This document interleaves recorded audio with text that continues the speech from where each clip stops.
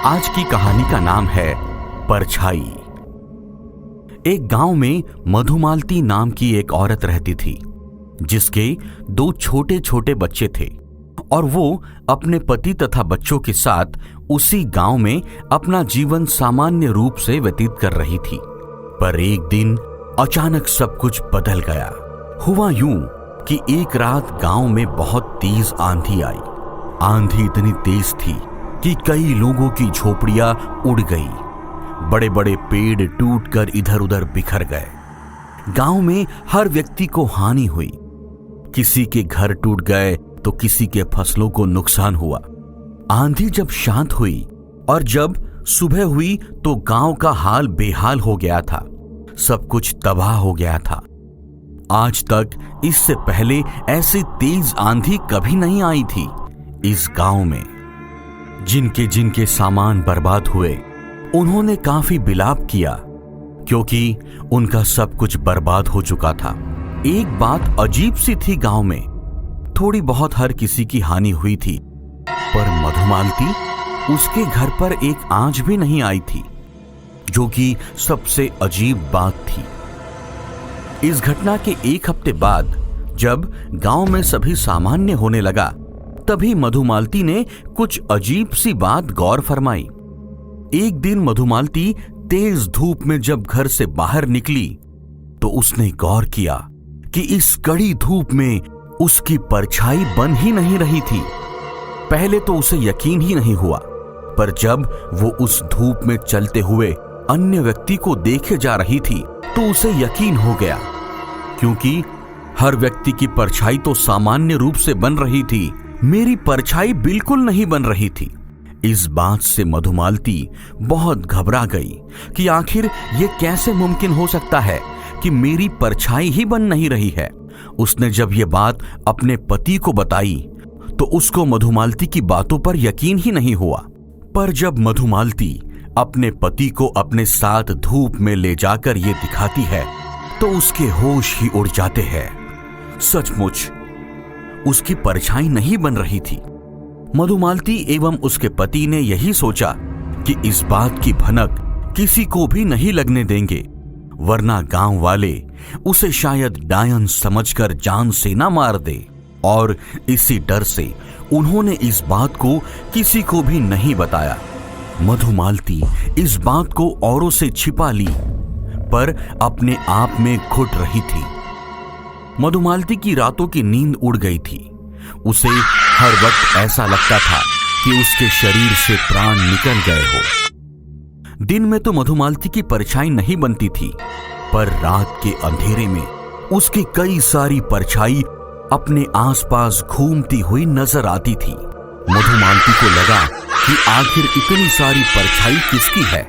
यह जानने के लिए वो अपनी आंखों को छूने लगी। तभी वहां मौजूद सारी परछाई भी अपनी आंखों को छूने लगी और वहां मौजूद सारी परछाई मधुमालती की ओर बढ़ने लगी। और उन सबको अपनी ओर बढ़ते देख मधुमालती डर से बेहोश हो गई। पर तभी वहां उसका पति आ जाता है और मधुमालती को बेहोश देख उसके चेहरे पे पानी के छींटे मारता है, जिससे मधुमालती होश में आ जाती है। होश में आने के बाद वो सारी हकीकत अपने पति को बताती है, जिसके बाद वे दोनों फैसला लेते हैं कि कल रात को इस गांव को छोड़कर चले जाएंगे। लेकिन कहावत है ना कि दीवारों के भी कान होते हैं, और ये बात बिल्कुल सच साबित हुई। पता नहीं कैसे इस बात की भनक गांव वालों को लग गई और अगली ही सुबह सभी गांव वाले एकजुट होकर मधुमालती के घर में आ धमके। उन्होंने मधुमालती से कहा कि तुम बाहर आओ और इस धूप में खड़ी हो जाओ, और हमने जो बात सुनी है, अगर ये बात गलत निकली तो हम तुम्हें जीवित छोड़ देंगे। मधुमालती डर से रोने लगी और जानती थी कि आज उसकी मौत तय है। लोगों ने उसे धूप में खड़ा किया तो देखा कि सच में उसकी परछाई नहीं बन रही थी। वहां मौजूद सारे गांव वालों के होश उड़ गए। वे सब समझ गए कि ये कोई डायन है। गांव वालों ने मधुमालती को जिंदा जमीन में दफन करने का फैसला किया। मधुमालती रो रो कर यही कहे जा रही थी कि मैं कोई डायन नहीं हूं, मेरे छोटे छोटे बच्चे हैं, मुझे मत मारो। पर गांव वालों ने उसकी एक भी नहीं सुनी और उसे जिंदा जमीन में दफन कर दिया। विरोध करने पर उसके पति को भी लोगों ने काफी मारा। फिर उसी रात उस गांव में बहुत तेज आंधी आई और सब कुछ टूटकर इधर उधर बिखर गया। तभी मधुमालती का पति मधुमालती की कब्र के पास पहुंच गया और कब्र खोदने लगा।